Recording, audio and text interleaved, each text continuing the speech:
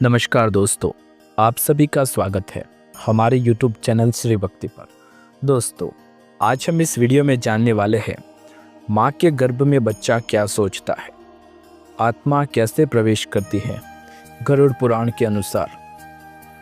दोस्तों, क्या आपने कभी सोचा है कि आखिर एक बच्चा अपनी माँ के पेट में क्या सोचता है? क्या उसे कुछ पता होता है? क्या उसे अपने पिछले जन्म की बातें याद रहती हैं? और आत्मा आखिर कब और कैसे उस छोटे से शरीर में प्रवेश करती है? आज हम आपको वो रहस्य बताएंगे, वो सत्य जो गरुड़ पुराण में लिखा है, वो बातें जो सामान्य मनुष्य नहीं जानता। आइए आज हम एक दिव्य यात्रा पर चलते हैं, जहां हम जानेंगे जन्म से पहले गर्भ में बैठा बच्चा वास्तव में क्या महसूस करता है, आत्मा कैसे शरीर में प्रवेश करती है और जन्म के क्षण तक उसके अंदर कौन कौन से परिवर्तन होते हैं। गरुड़ पुराण कहता है कि हर आत्मा अपने कर्मों के अनुसार अगला जन्म पाती है। जब किसी आत्मा के पाप पुण्य का हिसाब पूरा हो जाता है, उसके आगे के कर्म तैयार होते हैं, तब यमदूत उसे ले जाकर यमराज के पास खड़ा करते हैं। यमराज आत्मा से कहते हैं, हे जीव, तेरे कर्मों के अनुसार तुझे पूर्ण जन्म मिलेगा। तुझे जिस शरीर में भेजा जा रहा है वही तेरे कर्मों का उचित फल देगा। आत्मा उसी क्षण जान लेती है, तब उसे एक नया शरीर मिलने वाला है, एक नया जीवन और एक नया कर्म। पूरे ब्रह्मांड में हजारों माताएं गर्भ धारण करती हैं और हर गर्भ में एक नया द्वार होता है किसी आत्मा के लिए। यमराज के दूत उस आत्मा को ये कहते हुए ले चलते हैं, चल, तेरा समय आ गया है, अब तुझे पृथ्वी पर भेजना है। आत्मा का गर्भ में प्रवेश। गर्भ के 5वें महीने में जब बच्चे का हृदय, चेतना और मन विकसित होता है, जब उसकी नाड़ियाँ सक्रिय होती हैं, जब उसका सूक्ष्म शरीर तैयार होता है, तब आत्मा को गर्भ के द्वार पर लाया जाता है। हजारों सालों का अनुभव लिए आत्मा गर्भ के द्वार पर खड़ी होती है। वो देखती है एक छोटा, नाजुक, अंधेरा, गर्म स्थान जिसमें उसे अगले 9 महीने रहना है। आत्मा प्रवेश करने से पहले क्षण भर के लिए संकोच करती है। उसे अपने पिछले जन्म के सभी पाप याद आते हैं। वो पछताती है, लेकिन नियति उसे आगे बढ़ने के लिए मजबूर कर देती है। और फिर एक क्षण में पैरों के अंगूठों से लेकर सिर तक एक दिव्य ऊर्जा बच्चे के भीतर प्रवेश करती है। उसी पल बच्चे का हृदय धड़कने लगता है, उसकी चेतना जागती है, वो जीवित हो जाता है। गर्भ में जीवन की शुरुआत।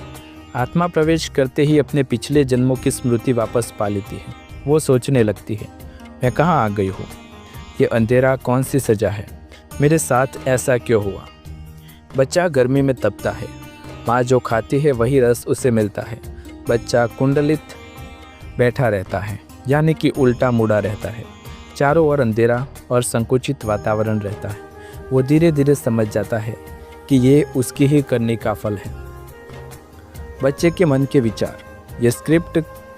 आइए आगे बढ़ते हैं, लेकिन आगे बढ़ने से पहले चैनल को सब्सक्राइब कर दें और वीडियो को लाइक करें, क्योंकि हम जो जानने वाले हैं वो और भी रोमांचक है। हे भगवान, मैंने पिछले जन्म में कितने पाप किए। मैंने दूसरों को दुख दिया, इसलिए आज मैं इस कैद में हूँ। बच्चा सोचता है, मुझे अपने माता पिता की बातें दिख रही है। मैं उनकी आवाज़ सुन सकता हूँ, लेकिन उनसे बात नहीं कर सकता। गरुड़ पुराण कहता है, गर्भ में बच्चा ईश्वर को याद करता है, पछताता है और भविष्य का संकल्प लेता है। अगर इस बार जन्म मिला तो मैं धर्म का पालन करूँगा, मैं पापों से दूर रहूँगा, मैं भक्ति करूँगा। कभी वो रोता है, कभी शांत होता है, कभी सो जाता है, कभी अपने कर्मों का हिसाब याद करता है। माँ के आहार और भावनाओं का प्रभाव। गरुड़ पुराण में कहा गया है, गर्भ में बच्चा माँ के हर सुख दुख को महसूस करता है। माँ की हर सोच, डर, चिंता बच्चे के मन पर उतरती है। माँ का भोजन बच्चे की ऊर्जा बनता है।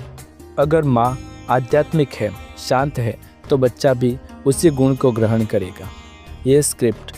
आइए आगे बढ़ते हैं। जब माँ रोती है तो बच्चा भी उदास हो जाता है। जब माँ खुश होती है तो बच्चा भी खिल उठता है। पिछले जन्म की यादें। गर्भ में रहते हुए बच्चे अपनी सभी जन्मों की स्मृति देख लेता है। जीव गर्भ में अपने जन्मों को स्पष्ट देखता है। बच्चा सोचता है, मैंने कौन से पाप किए हैं, कौन से शुभ कर्म किए हैं, किसे दुख दिया है, किससे प्रेम किया है, किसे धोखा दिया है, किसने मुझे कष्ट दिया। पूरा जीवन चलचित्र की तरह आंखों के सामने गुजरता रहता है। जन्म का अंतिम समय। जन्म से ठीक पहले बच्चा देवीय संसार देख रहा होता है। उसे भगवान का स्वर सुनाई देता है, जाओ अपने नए जीवन की शुरुआत करो। जन्म से ठीक क्षण माया का पर्दा उसके ऊपर डाल दिया जाता है।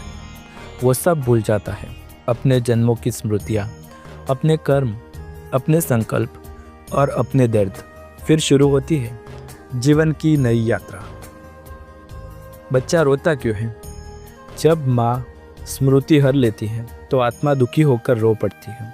इसके अलावा बाहर की तेज़ रोशनी, हवा का झोंका, शरीर का पहला स्पर्श और माया का पर्दा, ये सब मिलकर बच्चे को रुला देते हैं। जन्म के बाद आत्मा की स्थिति कुछ भी याद नहीं रखता, लेकिन उसकी आत्मा शुद्ध होती है, मन निर्मल और कोमल होता है। वह नया जीवन शुरू करता है। वो वादा तो करता है कि धर्म का पालन करेगा, लेकिन जैसे जैसे बड़ा होता जाता है माया उसको भटका देती है। गरुड़ पुराण हमें ये सिखाता है कि हर जन्म एक अवसर है अपने कर्म सुधारने का, अपनी आत्मा को शुद्ध करने का और ईश्वर के मार्ग पर चलने का। गर्भ से लेकर मृत्यु तक वो एक यात्रा है, एक चक्र है जो हमेशा चलता रहता है। गर्भ में बच्चे का तप और साधना। एक अद्भुत बात यह भी है, गरुड़ पुराण के अनुसार गर्भ में बच्चा अपने आप एक महान तप करता है, क्योंकि शरीर असहनीय गर्मी में है, हिलने की जगह नहीं, पूर्ण अंधेरा और पूर्ण निर्बलता।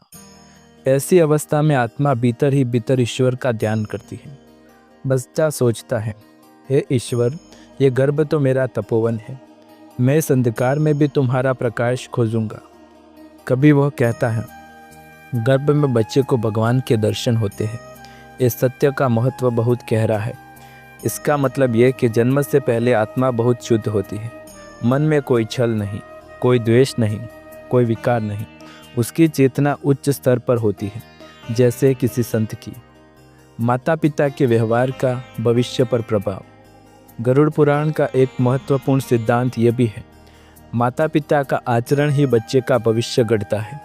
माँ अगर शांत और दयालु और संयमी हो, पिता अगर सद्गुणों वाले हो, परिवार का वातावरण पवित्र हो, तो बच्चा भी वैसा बनता है।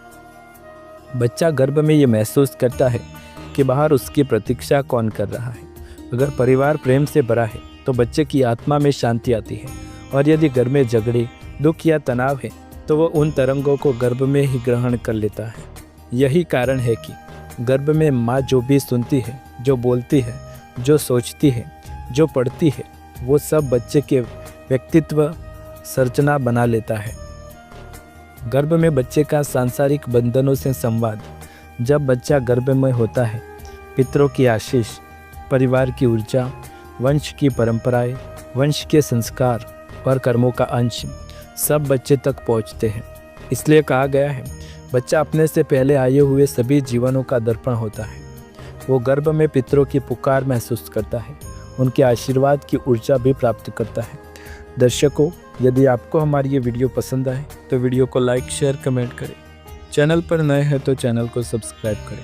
मिलते हैं अगले वीडियो में कुछ नई और विशेष जानकारी के साथ। तब तक के लिए आप सभी का धन्यवाद। जय श्री राम, जय श्री विष्णु।